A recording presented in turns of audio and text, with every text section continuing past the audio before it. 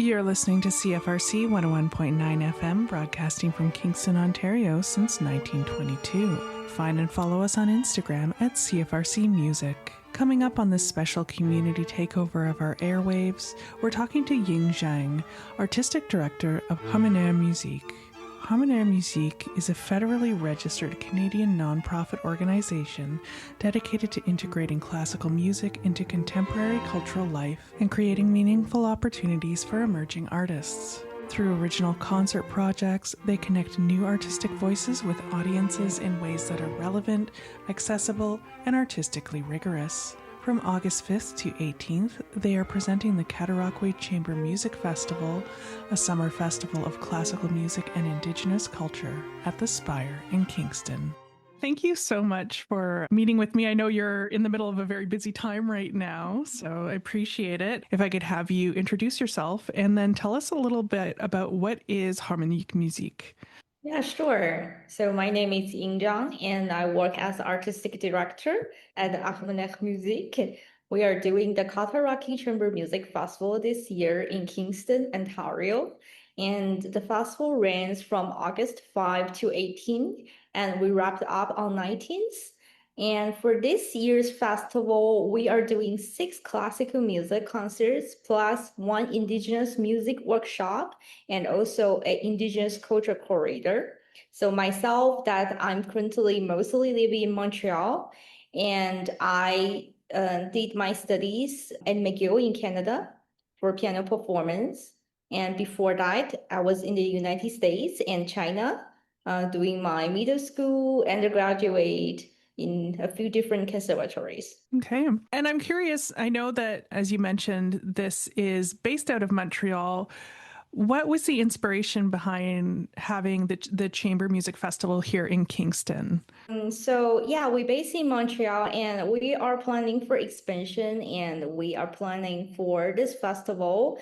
And we look around a few cities around Montreal. We look on like Toronto, Ottawa, Kingston, and we find out all the other surrounding cities already have lots of established classical music festival, but Kingston seems doesn't have one. So we are thinking that there might have some space to start a brand new classical music festival. Your organization in general is relatively new, but you've sort of hit the ground running and have a lot of really creative programming. I wonder if you could talk a little bit about what the organization is about, what its motivation is in terms of the programming that you do and what you're looking for.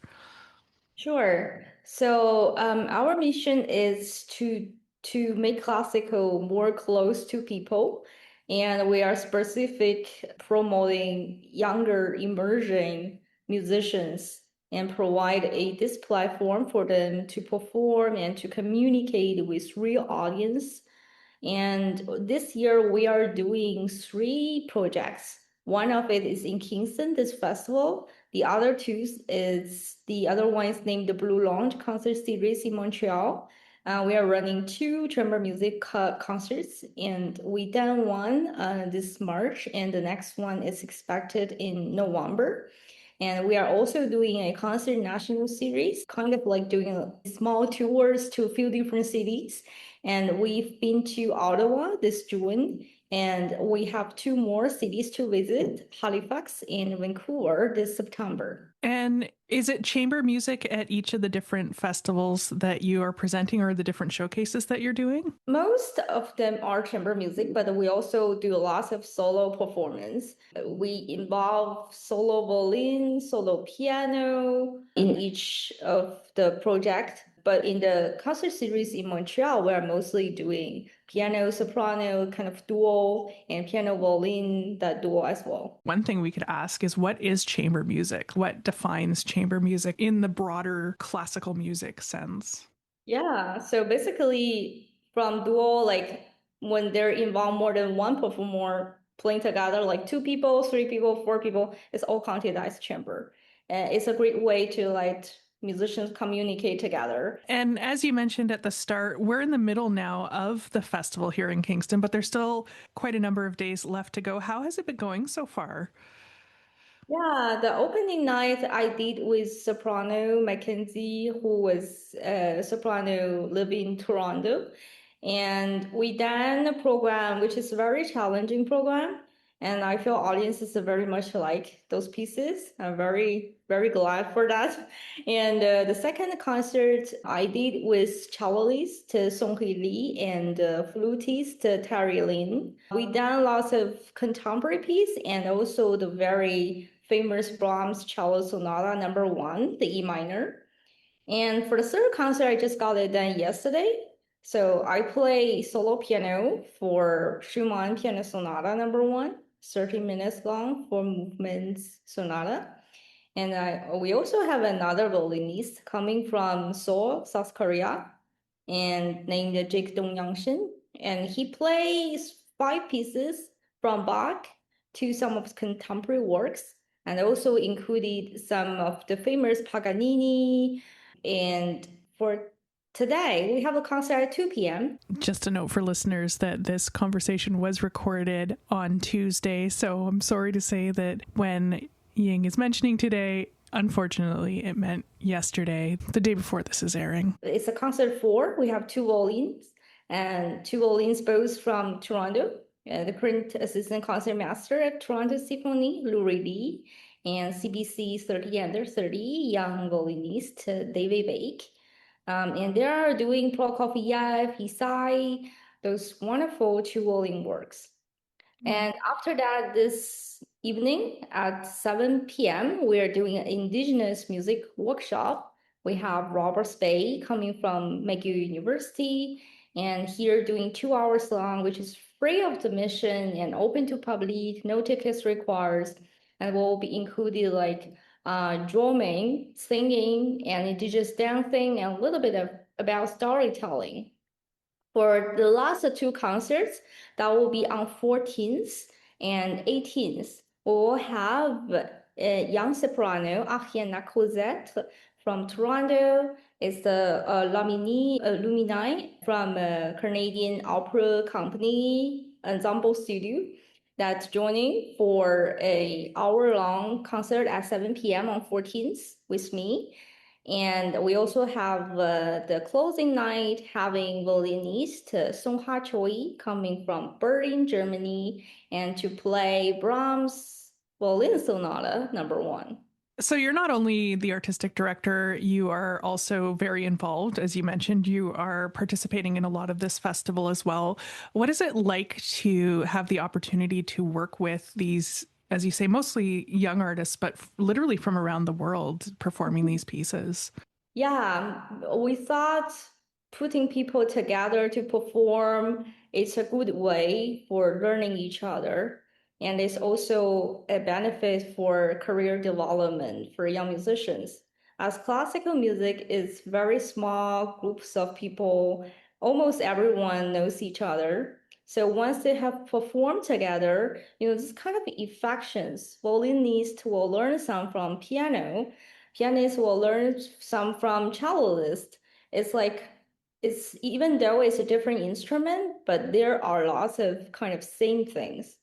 So we want to make this as a platform to let people meet each other, meet new friends, and use this way to keep increasing their professional ability. I wonder if we could talk a little bit about why you wanted to include Indigenous programming in this festival, because it is rather central. Like if you go to your website and you read the programming, I know this is a very important piece for you. Yeah, the founder, Clara Tao, she is very passionate about Indigenous music, their artworks, ever since she immigrated to Canada at a very young age, that she learned and see their dancing, the videos, and it also very much like classical music. So when we started on this festival, she wondered why now we're putting these 2 things together.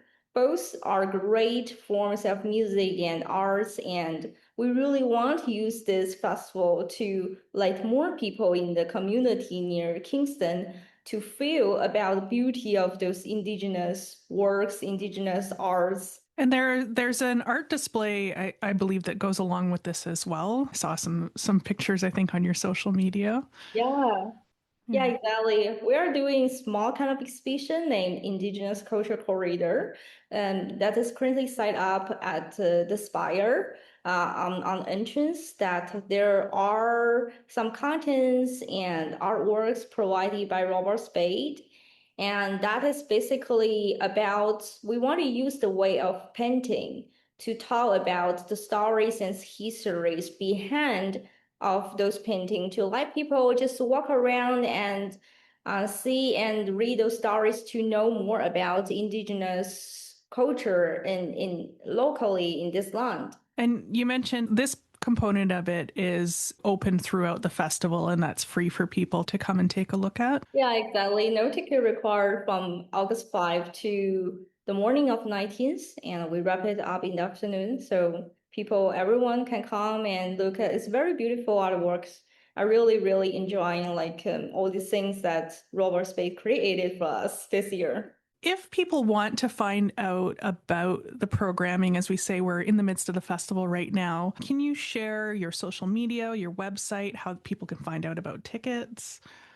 Sure, of course. Our website is if you search Harmonaire Musique, HARMONAIRE space MUSIQUE, that you will enter our website, and on the homepage you will see all the upcoming events, and you click on learn more, and then you will see there is a bottom saying like buy tickets.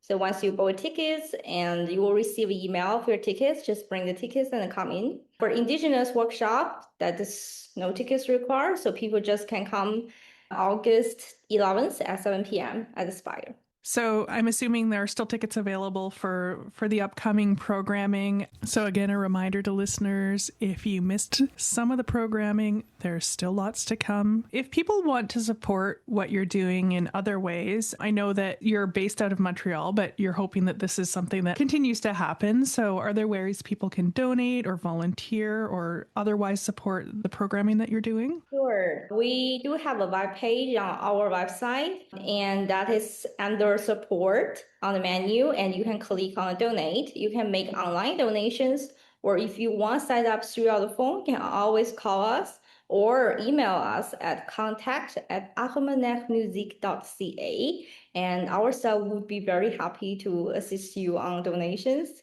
And we currently receive lots of sponsorships and donations from different businesses, either on the city or provincially, nationally, or even outside of Canada. So I think the power of community is really an important thing to make the festival happen this year. So we've talked sort of specifically about the festival. Can you talk maybe about, and I know we touched on it a little bit, but some of the other programming that you do throughout the year, and maybe give listeners a sense of the behind the scenes, like how does something like this come together? How do you rehearse with someone who lives in a different country than you? Yeah, that's a good question. Definitely people coming all different places, and we are just here for 2 weeks, and some musicians just arrived the day before their concerts. So it's really hard to organize for rehearsal. And so we only have like 2 or 3 hours for each concert to rehearse. That's short amount of time. Wow. Yeah. It's like usually 60 minutes program, and we have 2 hours. So some of the musicians we met in Toronto, some of them we met in Montreal, some of them we met here in Kingston. So in this short amount of time, it really needs lots of well-prepared kind of works because you don't have much time to really go every details. And even most of the pieces are brand new for us. We are just learning and have never performed that before. So So definitely a challenge, but I imagine also exciting, and it must be really lovely to get on stage and see it all to come together. exactly. I do want to ask if there's anything specifically that you want to highlight, if there are programs in this festival that you're really excited about, or just other things that you want to talk about. The thing I might want to highlight is our next two concerts after the festival. We have one Halifax this September, the other one in Vancouver at Paya Hall. It's a beautiful hall in downtown Vancouver. We are also accepting for volunteers like in Vancouver and Halifax. So if you are interested in volunteering us, just send us email.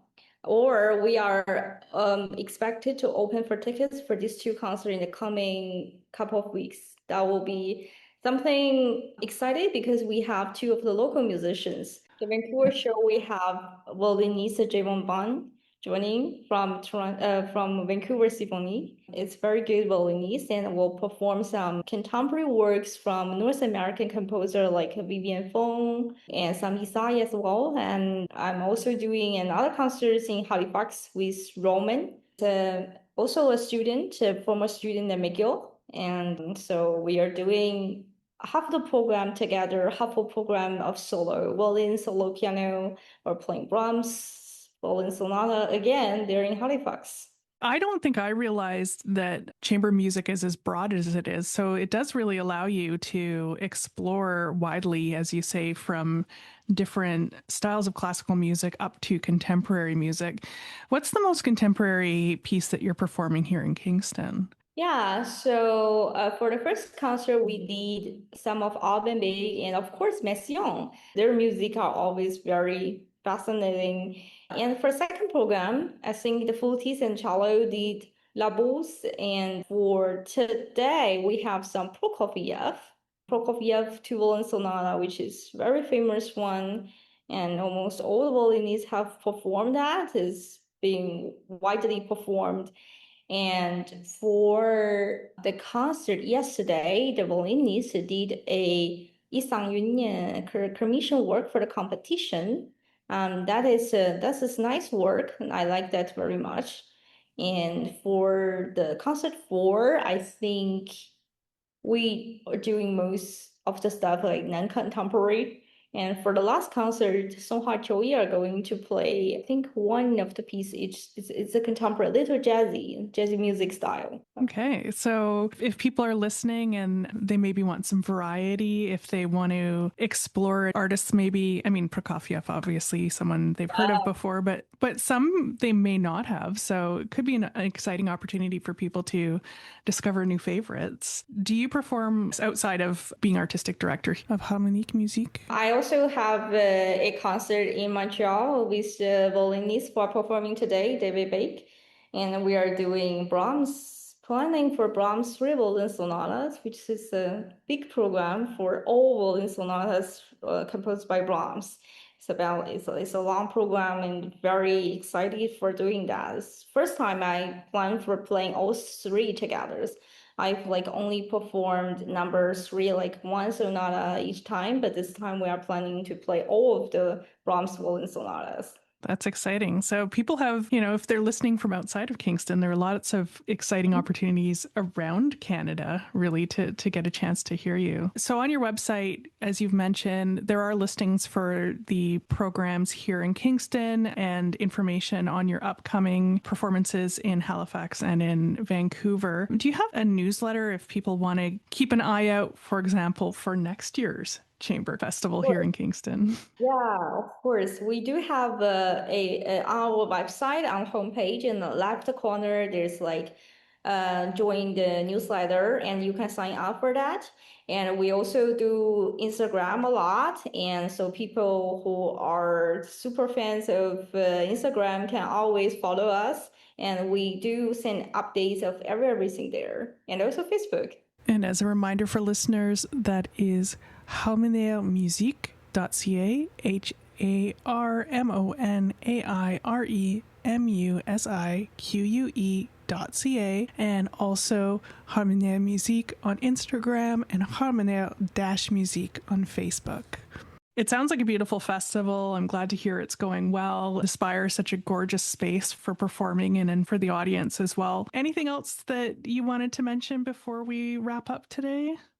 It's very nice to meet you. I'm very glad that we did this conversation today. Yeah, my pleasure. Again, thank you so much for joining me during what is such a busy time for you. And as a final reminder for our listeners, we were talking about the Cataraqui Chamber Music Festival. It is happening at the Spire, started on Wednesday, August 5th, but it is running until August 18th. So you still have opportunities for a couple more shows and to check out the Indigenous Cultural Corridor, which is free of charge in the lobby of the Spire. And you can find out more at harmonairemusique.ca. Sign up now to take over CFRC's airwaves yourself. CFRC 101.9 FM invites all Queen's University student groups and Kingston community organizations to take over our airwaves. Join us on air for an hour to talk about your student group or community organization, and also present your own playlist of fun music chosen by your team. This is a great opportunity to talk about what your group does, how others can get involved or provide support, any big events your group has coming up, and how to keep up with the latest news about your group. Apply by visiting cfrc.ca/contact and selecting Apply for a Club Community Takeover. This project is made possible through the generous support of the Community Radio Fund of Canada's Radiometres program.